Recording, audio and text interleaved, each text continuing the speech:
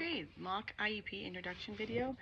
To begin, I address everybody in the room who is in attendance. For instance, myself as the case manager and oftentimes the special education teacher, but not necessarily. I teach special education high school math. The parent, be it telephone, Zoom, in person. The student, we always like to have the student there. An administrator, in our case, it's usually Ms. Skinta because she handles special education department. The general education teacher, I always like to grab a general education teacher that the student actually has, but if that's not possible, any general education teacher. I haven't had to do that yet, so but that's what I'm told. We would be fulfilling that requirement with any gen ed teacher. The school counselor, and sometimes it'll be like a fill-in for that student's actual counselor. And with the counselor, we always bring the 4-year plan and transcripts for the student because we want to make sure that the student is on track to graduate. And if they're not, which is oftentimes the case, and I'm told because of COVID, they're behind on credits, we offer ideas to get them to where they need to be credit-wise. And since this is a 3-year triennial eligibility evaluation, we'll have the school psychologist.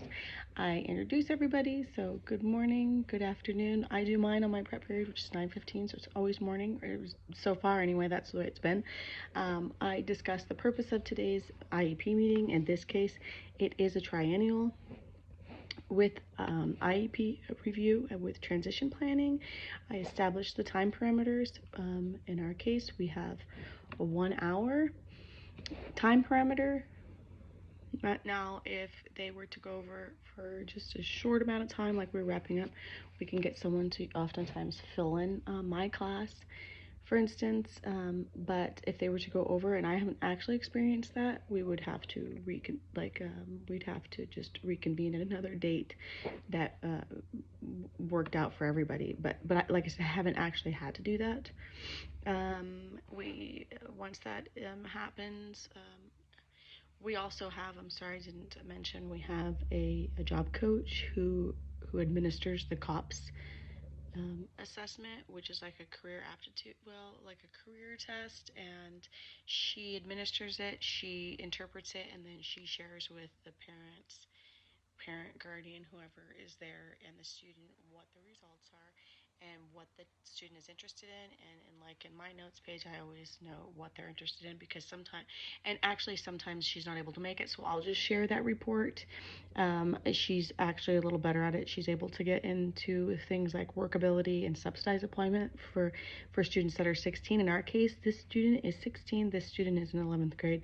However, this student isn't eligible for workability because his grades aren't good enough to get that approved.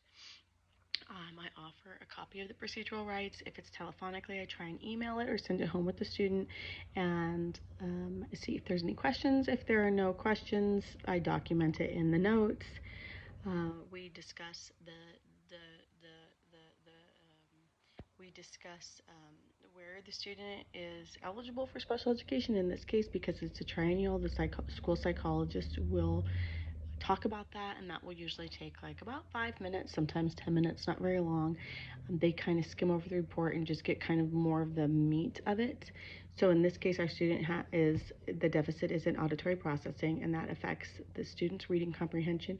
Just to note, this student his prior eligibility evaluation, which is before I even started this program, was phonological processing, and it was in the area of basic reading. So he's always had something in reading.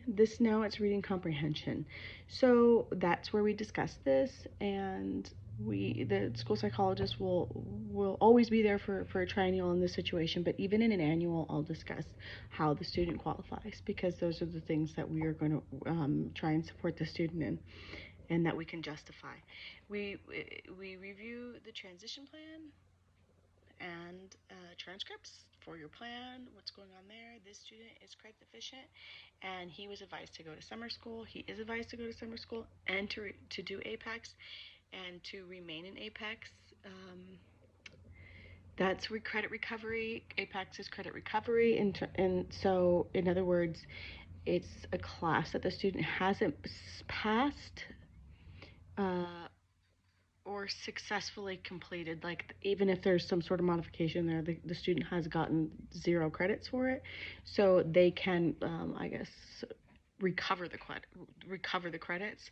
So they can't take a class that they haven't actually attempted. So this is kind of difficult sometimes because there might not be an Apex class for a class that they've already taken and maybe not passed, especially with some electives.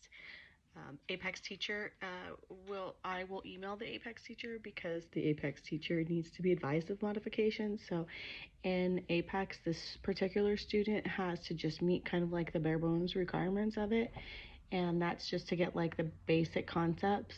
And this student is already on a pass or fail for modification, so that's something that I will have to share with the Apex teacher. So that's something that I have in the notes.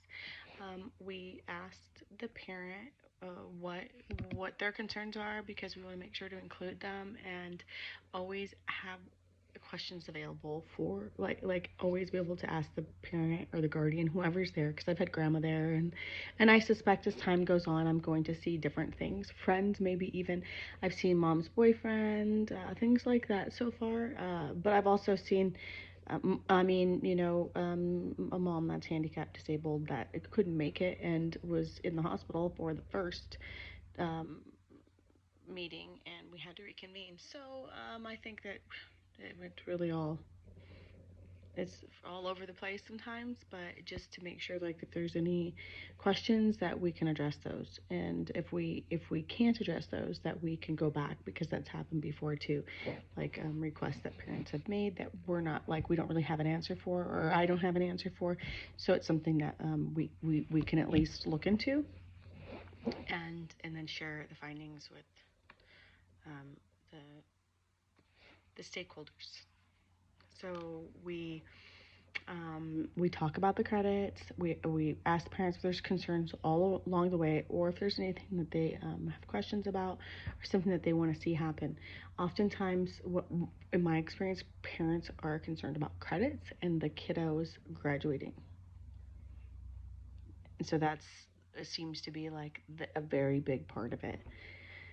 Um, we'll have a general education teacher, like ask a general education teacher to come in, discuss the progress, typically look at the accommodations and modifications, see if they believe that the student would be successful in their class with those, or if there's anything they think that should need to be changed. I don't really get a lot of feedback on that. I and I can see why I don't, but generally the general education teachers are very good at providing feedback on how the kids are doing, and what they think they could do uh, to be more successful in the class. And then oftentimes we can take that and work with that. So sometimes it's they don't want to ask questions. Sometimes it's that they're very chatty. There tend to be some behavior problems in there too. But then there are things that we can talk about and just have conversations about at that time. We review the COPS. That's the career assessment. We talk about the emergency services. Those are all we use all emergency services noted in the IEP, and that's just like if COVID were to happen or some kind of emergency, and we would go to like some other type of learning format. Maybe it's email, maybe it's Zoom, whatever it is, that they support the special education students in the same way. We review progress of goals, and in this case, the student met the goals from the previous year. New goals are made, and in this case, the actual area affected is reading comprehension, so that's different than what they had last year. And we include 2 transition goals for high school students. So in this case, we have a reading comprehension goal, 2 transitional goals that we all have to agree upon. She had no more questions. The parent had to leave. We actually didn't even really get to finish going through the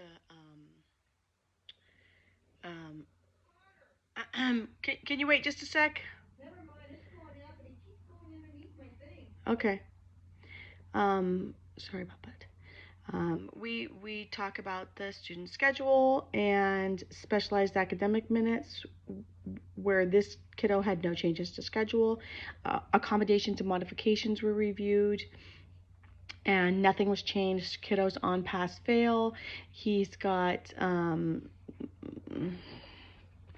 other types of accommodations that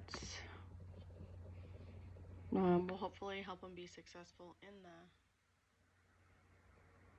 general education classroom, because he takes two specialized academic classes at this time, history and English, which are both reading. However, I tested him for his baselines, and his baselines were uh, his baseline was pretty low, but there was no way to justify a real math goal as I understood it. So we can. Okay, so some of the accommodations are tests and quizzes read aloud when necessary, notes, outlines, and instructions offered if the student wants it, and these are things that the student should be advocating for as well. And shorten assignments to focus on mastery of key concepts, which is what the information I'll give to the Apex teachers, so the student has a better opportunity to get credit for the class. Um, when So to end the recording, we always want to address what the family's concerns are along the way. So sometimes, as each of the like administrators will talk about, tardies and things like that, we want to discuss that and leave it open for the parent too, because parents, all their experiences and perspectives are generally a little bit different, and it will be probably based on like a kid they have, like a younger kid, or themselves. Like I've had parents talk about their own experiences, so they have concerns that will reflect on their kid. So just leaving the floor open for them anytime they have any questions, and being able to, if you can't answer them right then, you'll get the information. Okay, thank you. Sorry it took so long. I hope this is what I was supposed to do. Thank you very much. Okay, bye, Dr. Diaz.